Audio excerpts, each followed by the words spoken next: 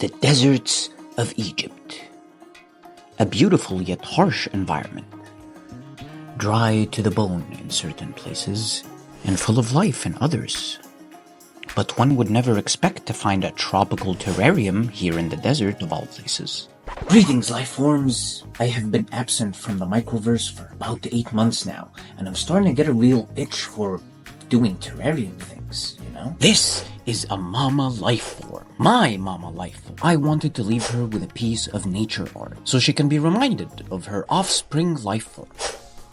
I happened to find this old aquarium of mine. In this video, I'll show you how I took an empty acrylic container and transformed it into this beautiful terrarium. Wow. Come with me. These are some materials I've chosen. Initially, I wanted to make a waterfall terrarium. To get that done, I wanted to create a water reservoir where the pump will reside, and a cup to act as the upper reservoir, where water will pool before flowing out. Due to extremely limited materials, I will be using the forbidden honey, or Gorilla Glue, to create a naturalistic background. I'll be using what I suspect is petrified wood.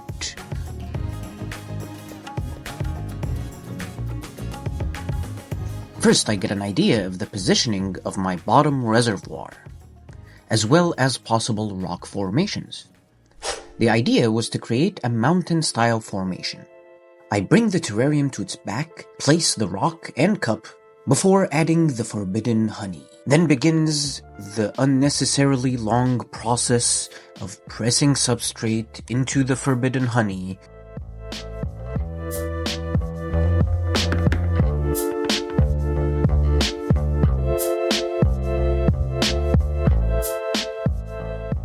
After the Gorilla Glue hardens, I then bring the terrarium back upright to get all the excess substrate off. This system, of course, failed all of its water tests, and so the idea was scrapped and I decided to just make a normal, non-waterfall type terrarium. While setting up the terrarium, I forgot to add the charcoal layer, which acts as a purifying layer. While the plants did really well in the beginning, it was just a cutting of pothos and a snake plant, the little tufts of moss that I could bring with me were almost completely gone. Not only was the substrate problematic, but the lighting was problematic as well. The light bulb was running too hot, and it started burning the top of the pothos, which grew up to the light. And the lighting wasn't bright enough to support moss growth, and you know how attached I am to my moss. Luckily, a friend of ours was visiting Egypt, and my awesome partner Lifeform sent us some precious moss and a cutting of Ficus pumila. Before resetting the terrarium, I needed to address the lighting situation. My solution was simple, a ring light. I was able to find one that was bright enough, fit the aquarium lid, and with a good color temperature. Moss thrives at 6500 K color temperature. After fitting the inside of the ring light with aluminum foil to reflect the light, I used hot glue to sort of humidity-proof the ring light.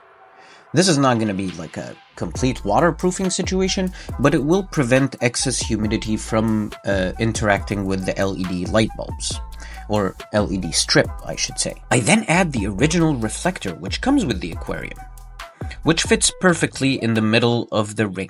I then also used hot glue to adhere the light contraption to the lid at various contact points. I went down to IKEA's plant section and found a petunia and a polka dot plant. Or polka dot petunia, I'm not entirely sure. If you know the identity of this plant, please let me know in the comments below. In addition to the plants, the hardscape I'm using will be Malaysian driftwood, specifically this ginormous root-looking piece. For the false bottom, I'm using old aquarium gravel. I add this rock as a substrate barrier, and this time I am not forgetting the charcoal layer.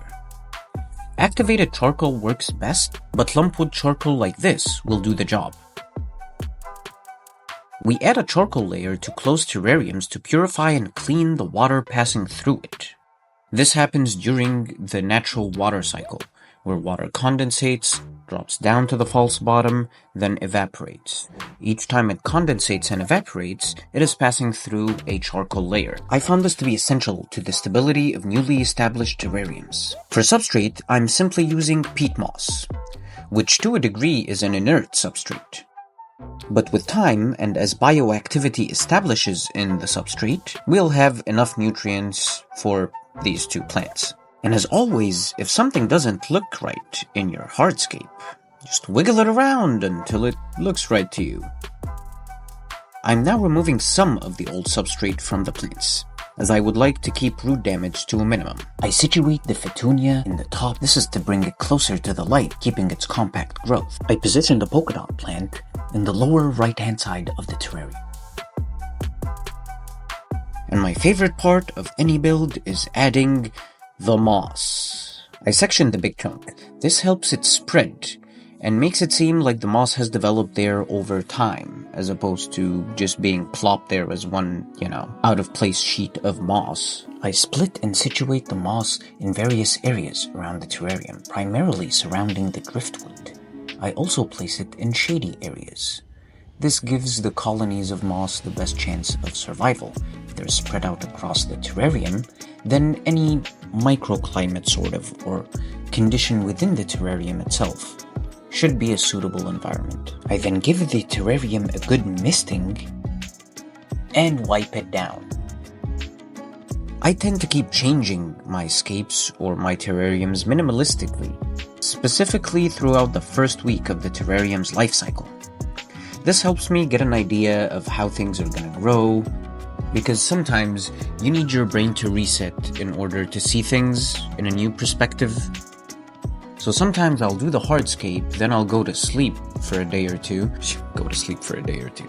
Yeah, I'll go to sleep for a full day or two.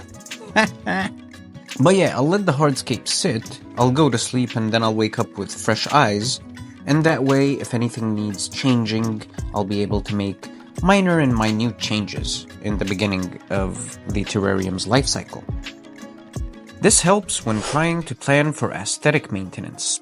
If you know the way plants are gonna grow and the way moss is gonna grow, you can to a degree predict the future shape of your terrarium. That way you maintain the aesthetics over a longer period of time.